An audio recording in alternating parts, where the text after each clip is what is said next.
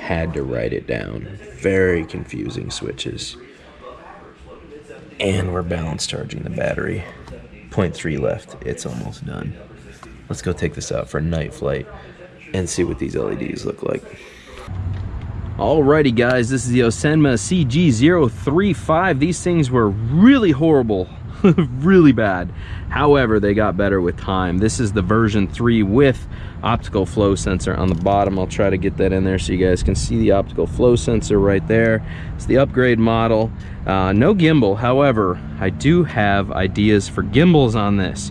These were so confusing. I wrote everything down on the transmitter so that I just kind of have a memorization as to what I'm doing here. I'll let you guys have a look at the LED scheme on this thing. It's actually pretty pimp, man. This thing's pretty wild looking. A lot of LEDs on it. So whenever you set one of these up, I suggest you do all the proper calibrations like you should. I've already done them, so I'm not that worried about it. I'm gonna reach down, turn the camera on now, which will start supplying a Wi-Fi signal. It's a standalone camera, it does its own thing. So once that's on, come over here to the transmitter. We will power this on. Quad always goes on first. And what we're waiting for is all these lights to go off, right? Oh, I got a little water on it somehow.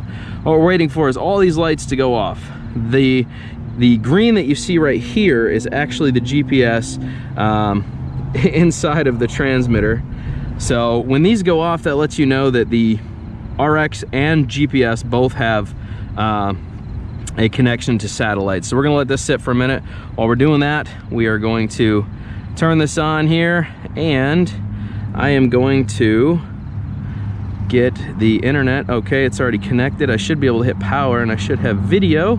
Give it one sec. Boom, there we go. This is gonna be over Wi-Fi.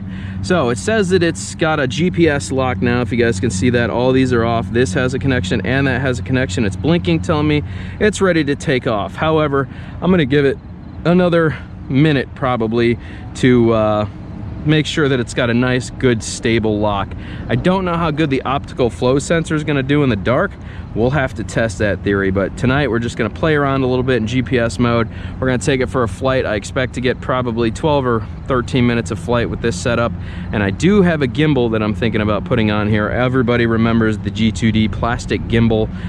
It weighs a considerable amount, and it's probably gonna have to have a standalone battery on it because this only supplies 5 volts on the pinouts. So unfortunately, as much as I want to hook the pinouts to it and supply the power from the quad to the gimbal, I won't be able to do that. I'll have to put a 3S battery on it because it requires a 12 volt power source. So we're gonna have to find a small 3S battery, and I'm going to use the stock camera that's on there for it because it's really lightweight instead of putting a GoPro or any of that stuff on there. So I think we got a good lock. I'm gonna go ahead and start a recording. It should start recording. It's in my gallery. It says recording up there at the top, and it's in GPS mode, so I should just have to push the takeoff button 3 times and it should take off. 1, 2, 3. Let's see, I'll give it a little throttle so she goes up. And we'll wait, see how that lock is. I would say that's pretty darn stable, man, if you ask me. That is very stable. So, like I said, no stabilization on the camera, but let's turn it around here. We'll take it for a flight, do a nice little slow turn. I have no idea how good the Wi-Fi is on this thing. The camera, like I said, has 2 antennas on it. It's not coming from the quad. So I'm gonna send this out and we will start our flight here. And there is one thing I've already learned, that you cannot fly fast with this. If you fly extremely fast, it'll get very wonky very quickly. So I'm actually gonna pitch it out a little bit faster. It's fighting some wind right now. There's definitely some wind up there. So we'll take it higher, get away from the wind. Yeah, it's definitely getting a little beat up there. There's a nice breeze. So we'll go above those trees. There we go. Spark, does the good of the many outweigh the good of the one? I would accept that as an axiom. I have a human half, you see, as well as an alien half, submerged, constantly at war with each other. I survive it because my intelligence wins out over both, makes them live together. I am a Vulcan, bred to peace.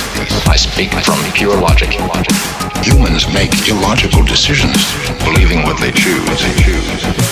What does your telepathic mind tell you now? logic clearly dictates that the needs of the many outweigh the needs of the few. As I turned and my eyes beheld you, I displayed emotion. I beg forgiveness. You have been my friend. You came back for me. Why would you do this? The needs of the one outweigh the needs of the many. Live long and prosper. Live long and prosper. Live long and prosper. Live long and prosper. I have been and ever shall be your friend. Live long and prosper. Live long and prosper. You're not going to admit that for the first time in your life, you committed a purely human, emotional act. No, sir. Pain is a thing of the mind. The mind can be controlled. Don't stop me. Don't let him stop me. I must pursue this. Pain is a thing of the mind. The mind can be controlled. I must master it. I must control. I stand with my shipmates, for nowhere am I so desperately needed as among a shipload of illogical humans. You may not understand feelings, but as my son, you have them. They will surface. You have been my friend. You came back for me. Why would you do this? The needs of the one outweigh the needs of the many. Live long and prosper. Live long and prosper. Live long and prosper. Live long and prosper. I have been and ever shall be your friend. Live long and prosper. Live long and prosper.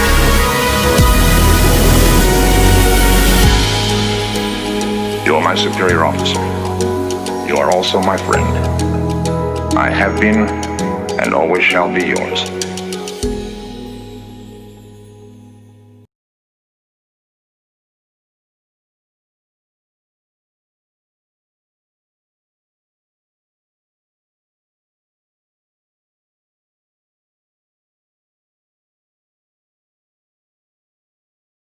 That's awesome.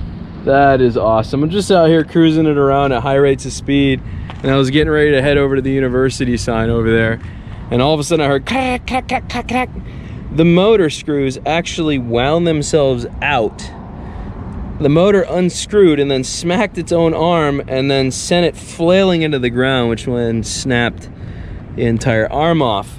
I think it still works. I'm just gonna have to put a new body on it, or just like bindo this arm and call it a day, or like epoxy it. I think it's probably gonna be cheaper just to get a body, but still, that's hilarious. That just goes to show you how not well put together these are. They vibrate. Oh yeah, see, look, that motor's loose too. Man, oh man. This is why nobody really liked these things, because they were just not good. I like the challenge. Oh look, it snapped half the foot off there now. I still have FPV, like it's still coming in just fine. Camera's all right, but yeah, that leg crumpled again for a second time. These props got pretty dinged up. This side seems to be all right, but man, it just face planted. I'll run that footage back and show you. Damn, man. First flight, and this thing just was like, nope, sorry, bub. Not feeling up to it. I've never seen a motor unscrew. It didn't break off because the motor's still perfect. The motor looks like it's just fine. It spins just fine. The motor screws backed out, and then the motor just fell off and smacked its own arm, and that was the end of it. So I think it'll fly again just fine. I'll see if I can epoxy this first and pull it back together somewhat. If not, well, I mean, I'm drone worship. I'll figure something out. That's funny though. That is amusing to me. These things had a really bad rap. Even the version 3. You know, look, man, that was probably my fault. I should have definitely checked all the screws on the motors before giving this thing a rip tater chip. But I'll tell you what, that's still pretty crazy that they didn't check these out of the box. So I got to shove that whole arm back in there, see if I can get the motor nice and tight, find some new motor screws for it, see if I can even get parts for this old bird first, and we'll go from there. But damn, man, craziness, crazy.